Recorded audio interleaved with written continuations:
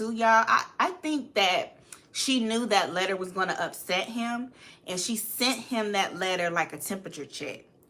Like, okay, let's have a real conversation. You know how sometimes when you with a man and y'all get into an argument, or maybe you feel like he's not giving you enough attention or enough affection. So, maybe you'll say things like, well, maybe we don't need to be together, or maybe I'll just go on and do this. Basically trying to pull some emotion out of him. Mm-hmm. You trying to, how he gonna respond, trying to pull his chain to check his temperature and see, okay, how emotionally invested is this man into me? If I, display my discomfort, or I'm displeased with something in our relationship, and I, fake like I'm getting ready to leave, or I'm getting ready to walk away, will that bring him closer to me? They pretty much call it in dating the push-pull method. When you're pursuing a person and putting your energy and time into them, and you feel like they're not, returning the favor, or you're unsure if they feel the same way about you, so you pull back a little bit, so that they'll push towards you. And that's basically what she was doing. That's why she sent him that letter. So him responding the way he responded, that's why she was like, I'm speechless. I don't know what to say. Because it made her feel like, okay, this man is emotionally invested in me. This, I'm not in this by myself. Right. He does like me. He does care about me, because, he's checking me, and that's what he was doing. He was confronting her, but he was also checking her about sending him that letter, and that made her feel like you said, he does care about me. There is love there.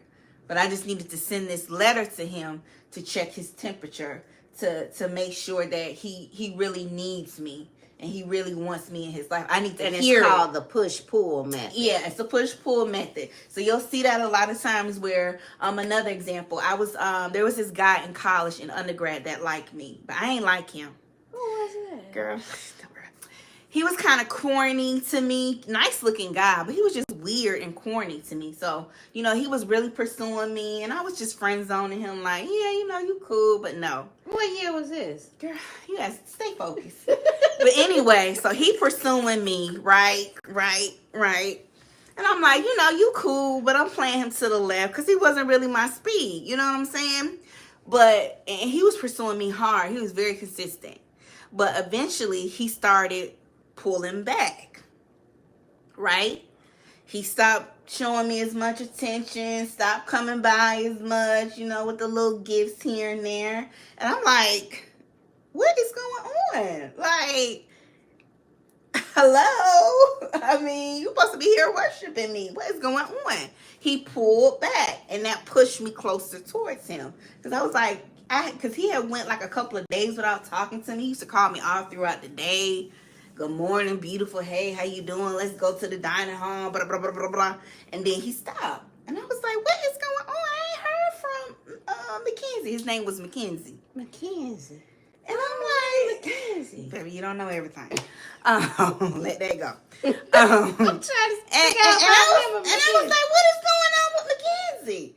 But he was doing the push-pull method. And it wasn't until, a couple of days later that, of course, I reached out to him. He finally returned my call. And we started talking again. He was like, yeah, I was using the push-pull method on you. My homeboy said to stop sweating you so much and to fall back and let you come to me. And it worked. And I think that's essentially what Sonya was trying to do. She was trying to let Ernesto know, like, I'm a pull back. I'm too involved in this. It's just too much for me emotionally. I just need to do what's best for me. And that pulled him in closer. Like, no, I need you. I know. And that's why he said, if you had the money, I would be out by now. If you had the money and the power, I know I would be out by now. But you can only do so much. Right. So he said, you just be the mouthpiece, and we're going to let Shirley worry about being the bank. You focus on your lane. I know you can do but so much. But Big Daddy say that's all right. Continue to play your position. And we're going to have this old, what he say, this old B? He said, oh, something. Pay these attorney fees. What he call her? Because he definitely called her out her name. Y'all. Let me see what y'all talking about. Bridget said Fifi's still stuck on Mackenzie. I'm